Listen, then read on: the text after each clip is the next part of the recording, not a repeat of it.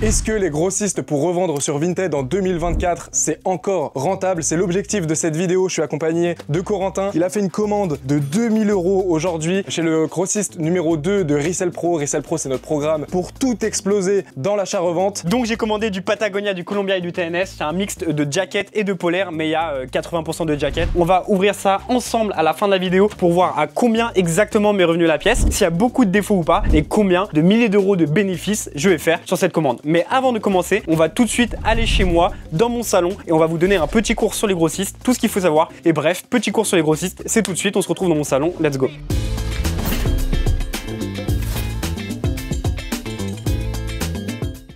C'est bon, on est posé et maintenant on va vous expliquer ce que c'est un grossiste et les pièges à éviter avec les grossistes. Pour commencer, Corentin, qu'est-ce que c'est un grossiste? Donc déjà, un grossiste, c'est une entreprise et dans notre cas, cette entreprise va vendre des lots de vêtements de seconde main aux revendeurs, c'est-à-dire à nous. Donc c'est une entreprise qui fournit d'autres entreprises, ce qu'on appelle du B2B. Ça peut être en balles, ça peut être en carton. Exactement, ou alors en sac comme nous on a reçu. Ouais. Mais ça va dépendre de pas mal de choses. Quand vous commandez chez un grossiste, vous n'allez pas pouvoir recevoir des sacs. Ça, c'est quand vous allez directement sur place chercher votre commande. En général, quand vous commandez chez un grossiste, par exemple, si vous rentrez dans Resell Pro et vous commandez chez un grossiste de Resell Pro, vous allez recevoir généralement en carton, même si parfois ça peut être des balles. Mais le problème des balles, c'est que c'est 45 kg. Donc, quand vous commandez des balles, c'est que vous avez forcément commandé 45 kg. Donc, nous, notre business, il est très simple. On va commander des vêtements chez ces grossistes, par exemple, à 10 € pièce en lot. Et ensuite, on va les revendre au détail sur Vinted ou sur Vogue à 30 € pièce, par exemple. On va garder la marge de 20 € par article. Donc, juste, on achète en grosse quantité à bas prix pour revendre plus cher sur les marketplaces comme Vinted et à la fin on garde le bénéfice. Et la question que beaucoup se posent, c'est comment ces entreprises elles peuvent avoir autant de vêtements, tu vois? Comment c'est possible? Parce que regardez des images d'entrepôts de ce genre d'entreprise, c'est des tonnes et des tonnes et des tonnes de vêtements. Comment c'est possible? Il y a des personnes qui n'y croient pas même. Et là, il y a beaucoup de personnes qui pensent que c'est de la contrefaçon, mais pas du tout. Il faut savoir qu'à la base, ces vêtements-là, ce sont des dons. Donc je vais vous donner un exemple classique du circuit d'un vêtement. Donc un Américain, par exemple, va faire un don de vêtements dans une grosse boîte dans la rue. Sauf que les associations, elles n'ont pas besoin de vêtements, elles ont besoin d'argent. Donc ce qu'elles vont faire, c'est qu'on vont revendre ces vêtements au kilo à des centres de tri. Ces centres de tri, c'est des grosses usines qui vont se charger de trier les vêtements, donc par marque, par état. Ils vont virer s'il y a des vêtements qui sont vraiment trop déchirés. Et ensuite, ces centres de tri vont revendre ces vêtements à des grossistes qui vont refournir d'autres grossistes en France, qui vont refournir directement des resellers ou des semi-grossistes. Bref, c'était un petit peu long la chaîne, mais il faut savoir qu'à la base, ce sont des dons. Donc voilà, la quantité de vêtements est colossale. Il faut se dire qu'aux États-Unis, ils sont 360 millions et qu'ils consomment pas mal. Il y a énormément de vêtements et il y en a beaucoup qui viennent des États-Unis. C'est pour ça qu'il n'a pas pris cet exemple au hasard. Les États-Unis, je pense que c'est la majeure partie des vêtements qui circulent dans le monde. Et j'aimerais faire une petite différence. Il y a les grossistes et les semi-grossistes. Donc un grossiste, généralement les prix sont plus bas, ils vendent uniquement en B2B, c'est-à-dire ils vendent uniquement aux entreprises, donc uniquement aux resellers qui sont déclarés, et les semi-grossistes qui vont vendre à peu près à tout le monde, donc même les personnes qui ne sont pas déclarées. Et la différence entre les deux, c'est que souvent, dans la majeure partie des cas, le grossiste est moins cher que le semi-grossiste, et on repère souvent un semi-grossiste parce qu'il vend des box resell. Attention. Si vous voyez une entreprise qui vend des box resell, on ne dit pas forcément que c'est mauvais, mais dans la majeure partie des cas, le prix à la pièce est très élevé parce qu'ils ne sont pas directement à la source. Il s'adresse à un public qui ne s'y connaît pas forcément. La personne peut se dire oh 15 € pièce c'est pas cher, alors qu'en fait 15 € pièce c'est super cher parce qu'il va y avoir 30% de grade B. La personne n'est pas au courant qu'il va y avoir 30% de grade B ou plein de petits trucs comme ça. Faut faire très attention. Et d'ailleurs là j'ai parlé de grade B mais on n'a pas expliqué ce que c'était. Chez les grossistes il y a un terme qui revient beaucoup, c'est ça, c'est le grade. Donc il y a grade A, B, C. Pour résumer, grade A c'est des vêtements en très bon état. Grade B c'est des vêtements où il va y avoir une petite tache, un petit défaut, une toute petite déchirure assez peu visible, etc. Et grade C c'est vraiment un vêtement il est défoncé, il est à la limite de l'invendable, grade C. Et quand on commande chez un grossiste, ça n'existe pas de commander chez un grossiste, à moins que vous commandiez pièce par pièce, vous choisissez les pièces, mais c'est beaucoup plus cher de faire comme ça. Généralement, quand on commande chez un grossiste, la norme, on va dire, ce qui est le plus courant, c'est 20% de grade B. C'est-à-dire que tu vas avoir 80% de grade A, 20% de vêtements avec des petites taches, etc. Ces vêtements-là se revendent quand même. C'est pas parce que vous avez, surtout si vous achetez bien, que la pièce n'est pas chère. Généralement, un grade B, vous le refaites partir au minimum au même prix que vous l'avez acheté.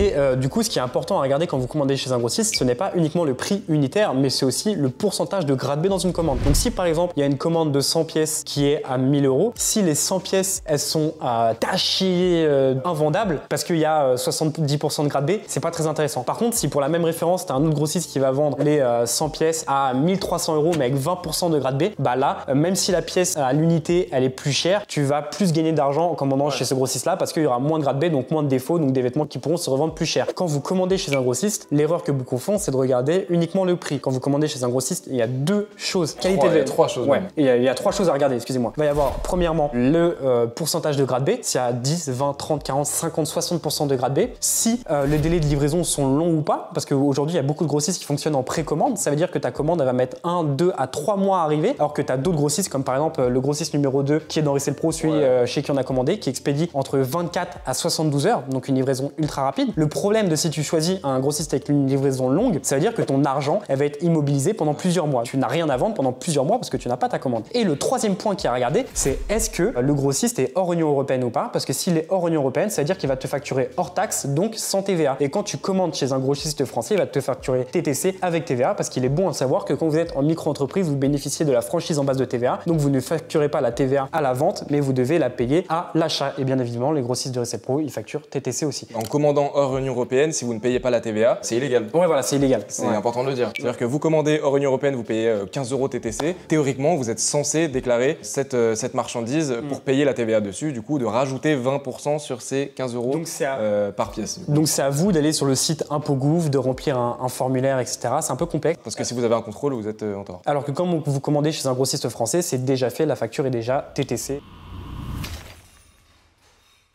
Ça, c'est ton domaine, je te laisse aller un petit peu. Les arnaques chez les grossistes, il y en a beaucoup. Alors déjà, on va parler de vraies arnaques pour commencer. Quand je dis arnaque, c'est vraiment faux grossistes en fait. Des grossistes qui n'envoient juste pas les colis. Donc c'est à la mode malheureusement, vous allez voir plein de pubs. Il n'y a pas que avec les grossistes, mais il y a avec un peu tout dans l'e-commerce et des fausses publicités sur Instagram, sur TikTok que vous allez voir. Les prix vont être ultra affolants, ça va être des prix un peu délirants. Vous allez vous dire, ouais, c'est incroyable, j'ai trouvé le grossiste de l'année, mais si c'était le grossiste de l'année, à ce prix-là, il aurait plus de stock. Généralement, ces grossistes n'envoient pas tout le temps, ils n'envoient pas les colis. Faites attention, je me suis déjà fait avoir, c'est important de le dire. À l'époque, il y a à peu près 2 ans, quand je faisais ma série de vidéos sur les grossistes, j'avais fait une commande de 500 € parce que j'enchaînais les commandes. Et un jour, je me suis rendu compte que j'avais mis 500 € dans un grossiste qui ne m'a absolument jamais envoyé le colis. Je me suis fait rembourser par ma banque, heureusement. Comme quoi, ça existe, donc faites très attention. Et ensuite, il y a l'autre type de grossiste. Donc là, on va pas définir ça comme une arnaque. Déjà, c'est des semi-grossistes. Il faut différencier où là, c'était vraiment une arnaque. Ils envoient pas les colis, ce grossiste n'existe même juste pas. Et après, il y a des grossistes qui sont juste pas bons.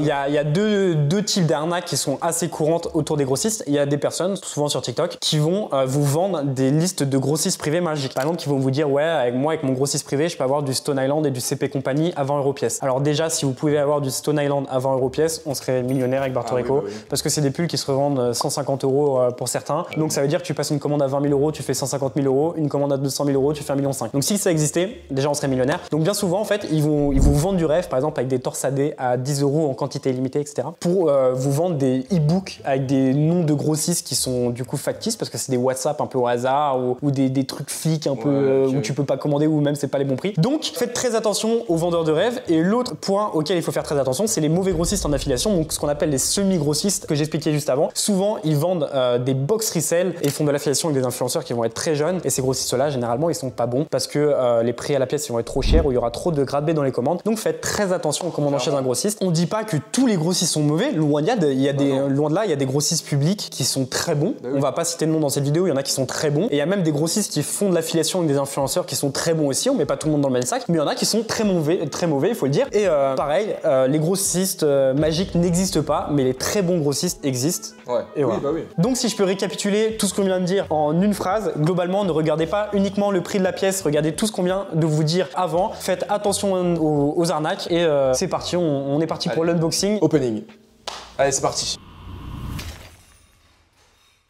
Maintenant que tu en sais un peu plus sur les grossistes, si tu veux commander chez les mêmes grossistes que nous, éviter les arnaques et commander chez quelqu'un de fiable, on a notre programme complet qui s'appelle Resell Pro. Grâce à ce programme, tu as plusieurs grossistes privés qu'on a présélectionnés pour toi. Donc c'est fini les recherches de grossistes, c'est fini les arnaques et c'est fini les grossistes pas rentables parce que tu vas le voir juste après. petit spoiler, c'est rentable. T'as aussi dans Resell Pro un bot vintage d'une valeur de 240 € par an. Tu payes une seule fois Resell Pro, tu as le bot à vie, pour toujours, avec les fils personnalisés, l'autocop, etc. En rentrant dans Resell Pro, tu auras aussi accès instantanément à plus de 200 niches, dont des niches d'articles de luxe où tu peux te faire plusieurs centaines d'euros de bénéfices sur un seul article. Tu as aussi accès à une formation vidéo de plusieurs heures de vidéos avec tous les sujets divers et variés sur l'achat-revente. Et tu as accès à un groupe communautaire où on y est présent, Corentin et moi. À l'intérieur de ce groupe communautaire, tu as des membres Resell Pro qui font entre 15 et 20 000 € de chiffre d'affaires par mois. Ces personnes sont présentes dans le Discord. Tu auras toujours une réponse à la moindre de tes questions. Rejoins et j'ai failli oublier le meilleur. Le meilleur. Dis-leur, vas-y, dis-leur le meilleur. C'est garanti rentabilisé ou remboursé. Donc si en 2 mois tu appliques notre méthode et que tu ne rentabilises pas Resell Pro, on te rembourse. Donc t'as rien à perdre car si tu ne gagnes pas d'argent, on te rembourse, mais tu vas en gagner, donc on va pas te rembourser et toi tu vas être content. Bon allez, c'est parti, unboxing. Opening, let's go. Alors, vas-y, on va récap juste vite fait les prix. Comme on a expliqué plus haut, c'est TTC déjà, c'est important. Ouais, c'est TTC, donc TVA comprise, et en TTC, on est à 2000 €. Souvent, il y a des personnes qui vont vous dire des prix de grossistes, il n'y a pas la TVA. C'est de ça. toute manière, on vous a tout expliqué tout à l'heure et c'est quand même important de le rappeler parce que c'est illégal. C'est parti, unboxing. Allez, la première pièce de cet unboxing, qu'est-ce que c'est? Oh, ça a l'air pas mal. Oh, dinguerie. Oh, c'est une bagarre ça. Alors, oui, c'est fripé parce que ça sort de balle, évidemment, mais ça se fois repasser, etc. Ça, c'est un banger. Ouais, à mort. C'est une taille quoi? M-Femme. Ça, cette veste-là, Patagonia noire, si elle a pas de défaut, je vais la mettre à entre 95 et 120 € pour une doudoune légère comme ça. Ouais, dans ces balles-là, c'est principalement des jackets, hein, Patagonia, c'est ça? Normalement, c'est cette balle-là, la jacket, enfin les Columbia. Bon, on verra. On verra ensemble. J'ai un petit doute si c'est Columbia, Patagonia. On sait plus qui est mais qui, là. en tout cas, pour l'instant, on verra à la fin qu'on va compter le nombre de pièces, à combien la pièce me revient, pardon. Mais celle-ci, première pièce du ballot, entre 90 et 120 €, on verra. Ouais, parce qu'on a acheté au kilo, c'est important de le dire. Donc on sait pas exactement combien de pièces il y a à l'intérieur. C'est difficile de donner un prix à la pièce. Un imperméable Pata plutôt classique, quoi. Revendre combien ça, ce que tu viens de montrer? 45-50, je pense. Celle-ci, Wow, c'est pareil. C'est de la folie là. Mec, Ils dinguerie. sont bien, hein. Celle-ci, je vais la mettre pareil, à peu près aux alentours de 100 €. Donc, si on comptera à la fin, ça fait un multiple de combien? Mais ça va faire un multiple de x5, x6 minimum. Donc, c'est vraiment pas mal pour l'instant. Attends, c'était une L-Homme en plus ça. Ouais. L-Homme, ah ouais, déjà le homme chez Patagonia, c'est vraiment des bangers. Donc là, on a une veste, peut-être le grossiste, il a tout mélangé, je sais pas, parce que là, on a une Columbia. Donc voilà, petite veste Columbia comme ça c'est 35-39 €. Ça dépend de ton compte Vinted. Un petit imperméable, à voir s'il y a beaucoup de défauts. Ça, ce que j'ai dans la main quand vous êtes chez un grossiste, c'est incroyable, parce qu'en fait, vous payez la marchandise au poids, et ça, c'est hyper léger, ces imperméables-là, ils pèsent 220 grammes. Ça veut dire que dans 1 kilo, il y en a 4, ce qui est énorme, et ça, moi, je les affiche à 55 €, les imperméables comme ça, tout noirs, donc banger. Une Active Jacket Patagonia. Active Jacket Patagonia, dinguerie. Et pourtant, pour l'instant, les pièces Pata, elles sont vraiment bien. Elles sont vraiment d'art. Bah ça, typiquement ce qu'il disait Corentin, ça c'est une pièce ultra légère, vous voyez. Franchement, pour l'instant, la commande elle est vraiment carrée. Ah ouais, pour l'instant, on c'est va un pas gros, dire. gros banger. Regarde, Columbia imperméable noir. Hop, s'il a pas de tache, ça va se mettre à 35-40. Celle-ci, imperméable noir TNF, pareil, je vais mettre 55 €. Donc ça, pareil, on va compter à la fin pour savoir à combien la pièce nous revient. Mais ça va être un x4 à peu près, par exemple, sur cette pièce-là. Bon, il n'y a pas que des pièces maxi banger, hein, voilà, celle-là. Bon, ça n'a rien à faire là, mais c'est le jeu, quoi. Si, c'est une TNF. Ah, c'est une TNF? Mais oui, c'est les trucs d'entreprise. Mais c'est rentable quand même. Ouais, enfin, dans le sens où tu perds pas d'argent du tout sur cette pièce. Hein. Et ça se revend 20 balles. Mais il faut montrer aussi les pièces, c'est normal. Faut pas croire que tout est rose, tu vois. Celle-ci, elle est nickel. C'est rare que En fait, dans la fripe, avoir des produits blancs ou beige sans tache, c'est hyper rare. Et là, par exemple, on a un imperméable Columbia Vintage, il n'y a pas de tache en fait. Ça aussi, là, la Columbia beige, elle a l'air nickel aussi. Ok, donc là, petite veste Pata classique. Par exemple, ça, c'est 50-55 € facile sur Vinted. Ça veut dire que ça va être un x4 à peu près. Ouais, petite veste Apex. Oh, elle est très très bien celle-là. Ah, elle a des taches. Il y a des taches de moi. Après, ça, même avec les taches, ça c'est 19 €, donc tu perds pas d'argent dessus. En fait, t'as des pièces tachées, tu les vends moins cher, mais tu perds pas d'argent dessus. Donc, voilà. Faut vraiment pas avoir peur des pièces tachées ou trouées, parce que ça se revend en fait. Généralement, quand t'achètes bien chez un grossiste, tu revends les pièces tachées ou trouées au prix d'achat. Ouais, ça veut dire que ça, par exemple, il va la revendre. Tu revends combien ça? Oh putain, challenge série et tout. Donc ça, par exemple, tu la revends à 35-40, c'est un x2,5. Ici, tu fais un x2,5, il y a des pièces où il fait du x3, x4. Et c'est pas une petite pièce tachée qui va revendre au prix d'achat, qui va défoncer la marge du grossiste, enfin la marge qui va faire Corentin. Au contraire. Ouais, à la fin, vous allez faire un x2,5 tranquille, tu vois. Par exemple, cette doudoune noire, pareil, nickel, Pata, je vais la mettre à 110-120 €. Ça sent bon le grossiste là, hein. Ça sent bien la fripouille. En fait, là, par exemple, vous avez cette veste-là qui est toute froissée. Donc, ce qu'il faut faire, c'est que vous allez dans les laveries, mais allez pas dans les anciennes laveries, les laveries qui datent d'il y a 20 ans avec les machines noires. Allez dans les laveries modernes, vous allez payer un petit peu plus cher, mais le lavage et surtout le repassage est beaucoup plus efficace. Parce qu'en fait, quand vous allez dans les anciennes laveries, les vêtements ils ressortent toujours un peu humides. Parfois, tu as besoin de plusieurs cycles de sèche-linge, alors que dans les laveries modernes, un cycle de sèche-linge et tout est sec. L'article est tout froissé, mais après l'avoir lavé et passé au sèche-linge, il va ressortir un peu moins froissé comme ça et il sera directement revendable. Petite précision, si vous faites du volume, n'allez pas dans les pressings, allez dans les blanchisseries. Les blanchisseries, c'est B2B. À la base, ça va être par exemple pour le linge des hôtels, pour les draps, pour les serviettes, etc. Mais si vous avez de la quantité, vous pouvez aller dans les blanchisseries, pardon, ça sera bien moins cher. Plusieurs centaines de pièces. Ouais, genre, quand on dit quantité, c'est pas en mode t'as 50 pièces une fois parce que t'as ouvert un ballot et ça. C'est, tu vas avoir la blanchisserie et tu regardes s'ils peuvent te faire 200, 300 pièces par mois, par exemple. Ouais, minimum, généralement, ils demandent de la récurrence aussi. Ouais, voilà, c'est ça. Comme si du B2B. Bon, ça, par exemple, c'est gaze. Je sais pas ce que ça fait là.